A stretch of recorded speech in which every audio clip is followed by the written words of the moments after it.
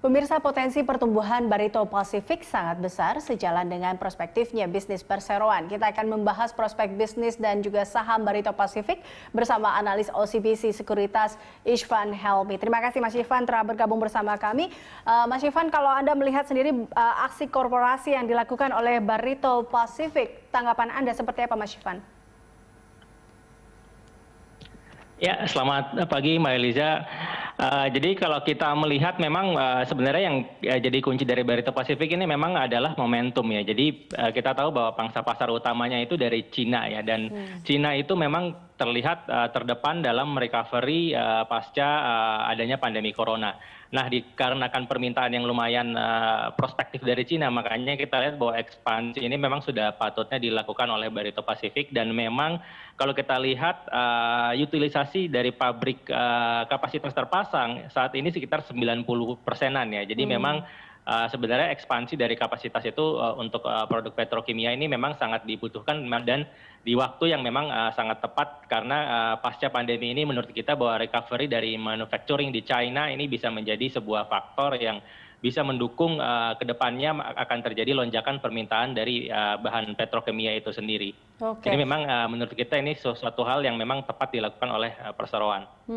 Nah, kalau secara fundamental sendiri Barito Pasifik sebenarnya seperti apa, Mas Ishvan? Nah, jadi kalau kita lihat Barito Pasifik ini sebenarnya ada kabar yang sangat bagus banget, di mana selama 9 bulan 2020 ini keuntungan itu dibukukan sekitar 11,3 juta US dollar. Dari sebelumnya itu 9 bulan 2019 itu rugi 8,9 juta. Jadi memang biasanya investor itu sangat senang sekali dengan perusahaan yang tadinya itu merugi terus tiba-tiba tertiban untung yang bahkan lumayan signifikan value-nya. Jadi menurut kita ini adalah sebuah saham yang menarik, di mana biasanya value investor itu senang sekali dengan depressed stock atau saham yang memang tadinya itu performanya kurang baik dan tiba-tiba diuntungkan dengan kondisi ekonomi dari segi global, sehingga bisa mencatatkan keuntungan yang tadi saya bilang bahwa 11,3 juta US dollar di tahun 2020 selama 9 bulan. Jadi memang secara fundamental ini momentum yang pas. Tadi kalau saya bilang bahwa recovery dari Cina itu menjadi sebuah prospek untuk demand, plus dari segi fundamentalnya pun perseroan sedang mengalami keuntungan yang cukup bagus di tahun ini. Jadi dari perspektif bisnis oke, dari fundamental oke, dan kita ngelihatnya ke depan mungkin yang akan jadi concern adalah hanya di valuasi aja sih. Oke, tapi sebelum itu kita lihat ini aksi saling dukung antara Barito Pasifik dengan Chandra Asri ini juga cukup oke nih nampaknya, dan kita lihat saling mendukung satu sama lain, Mas Ishvan. Ya, jadi memang benar ya. Jadi Barito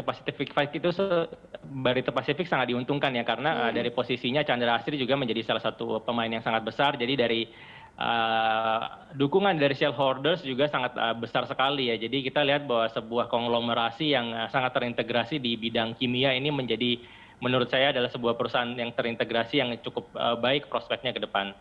Oke, baik. Nah, terkait dengan bidang ini, Mas Ishvan, kita tahu terkait tidak hanya Barito Pasifik saja yang bergerak di sini. Lalu bagaimana dengan daya saing Barito Pasifik dengan beberapa perusahaan lain yang juga bergerak di bidang ini?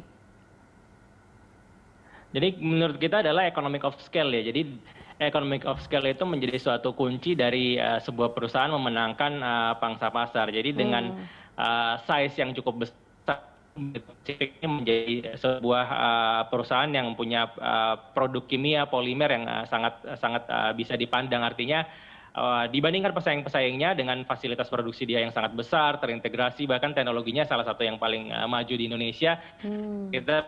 Persaingan itu bukan suatu hal yang bisa menghentikan dominasi Barito Pasifik ke depan. Ditambah lagi permodalan yang sangat kuat ditopang oleh shareholdersnya Chandra Asri yang memang punya capital yang cukup besar. Jadi menurut kita persaingan ini memang tentu akan ada, tetapi dengan economic of scale yang cukup besar, Barito Pasifik ini masih bisa dibilang cukup kuat lah untuk beberapa waktu ke depan. Oke, baik. Kita akan lanjutkan perbincangan ini, Mas Ishvan, usai jeda. Pemirsa tetaplah bersama kami dalam Corporate Action.